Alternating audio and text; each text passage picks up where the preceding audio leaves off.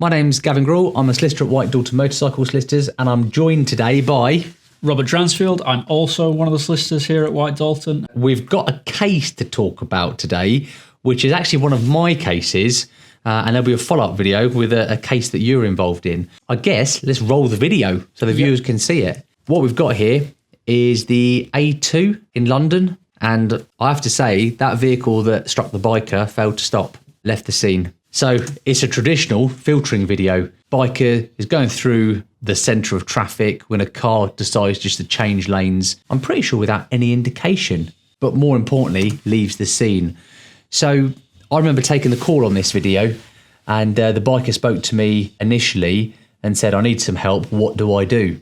One of the first things that had to be done in that case was try and identify the car driver. If we weren't able to, Bob, that probably would have been an MIB case. It would, and we've talked about the MIB in another video we did not so long ago, and you'll see if you've watched that one, it's a slightly longer, little bit more difficult process. The unfortunate result of an MIB case is that they tend to drag on a lot more than a normal case. Essentially, all that would have happened if we couldn't track down who the driver was is that we would have had to go to the MIB, who were a central pot that would pay out in the event of an untraced driver.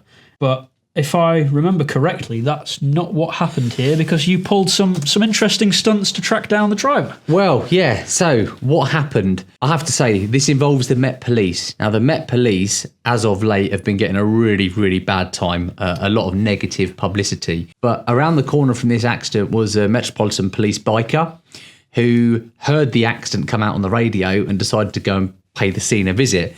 Now, I'm grateful to him that he did, because I have to say he was instrumental in enabling the biker to win this case at trial. So I went to see the police officer, by the way. I actually went out to see him to get a witness statement from him to understand what he did at the roadside.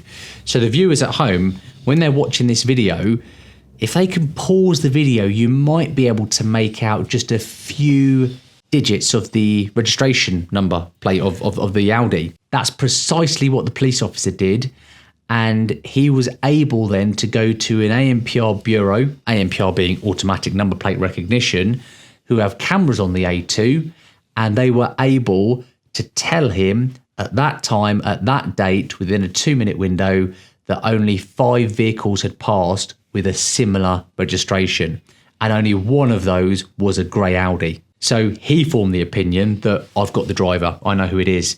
Now, of course, he doesn't have the driver at that stage. All he has is knowledge that this is the Audi I'm looking for. And hats off to him.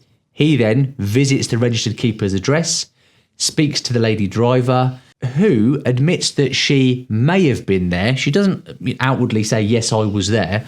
But she says, yes, I do use the road, and she lives not far from where the collision occurred. Couldn't he just have looked at the car to see if there was any damage on there? Good point, and he does, actually. He does examine the car, but we're talking about a 10, 15-year-old car. I think initially it was parked round the corner from our house, but I have to say, I don't think there's anything untoward there. I think she says, no, I normally park my car around the corner.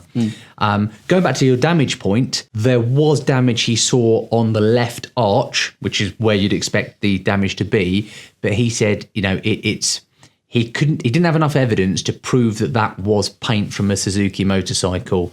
The car was in semi-poor repair, so it's had, you know, the usual dings, marks, scrapes as you'd expect a 10, 15-year-old car to have. However, having said that, that evidence was instrumental to this case, because it was the biker's claim that we had successfully identified the driver of the car. Now, it did get my back up when I got a response from the insurance company. Their view was, we've done nothing wrong. You're riding a super hyper sports bike in winter, and you can't prove that was us. So I did get the bit between my teeth on this case, I have to say, because my initial response to that was, okay, there's a court summons and or a court claim form, and off we went to trial.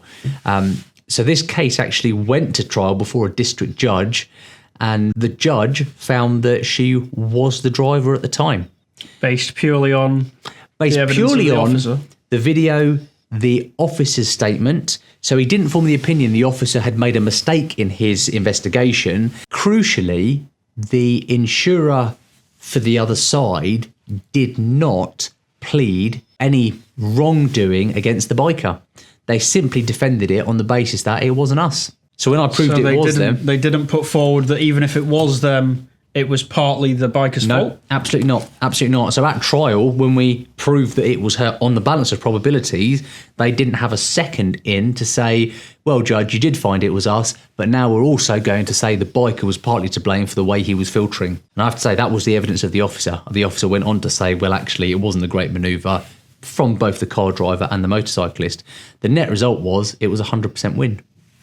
Which is an amazing result from a 3 digits of a license plate and nothing else to go on. Absolutely, absolutely. And I think that's why hats off to the police officer in this. Yeah. Without that crucial evidence, this would have undoubtedly have been an MIB case. And also the taxi driver, I believe it was, that came forward with the footage in the first Yes. place. No footage means no license plate. No license plate means no defendant. Absolutely, yeah. And then we're left with the biker having the very unenviable position of no video, perhaps limited witness evidence of a car that says struck him and left the scene. I think there's a real benefit, to suing an insurer as opposed to the MIB untraced. Yes, there are a couple of restrictions on what you can actually claim for against the MIB is the first thing. And the other, the more fundamental point, I think, at least for most of our bikers, is time. Bringing a claim is a horrendously long process at the best of times. Yeah. And, well, you've got clients that probably came to you 4 years ago. I've got one that came to me in 2017, still going on right now. Yeah. And the ones that tend to drag on the longest are the ones with the MIB. Whereas if you know you've got an insurer, if you know you've got a solid case, they're not stupid. They know you've got a solid case most of the time as well, and they'll come to the table early on and negotiate. The MIB, however, will take a lot longer. Yeah, well, they were stupid in this case because they defended it to trial. They did. Yeah, and lost. Thanks for watching. If you tune in for the next one, I think we're dealing with one of your videos. Yes. And the ins and outs of that. But as ever, if you could subscribe to the channel, like the video, and please do leave your comments below because we do read them. Thank you. Thank you very much.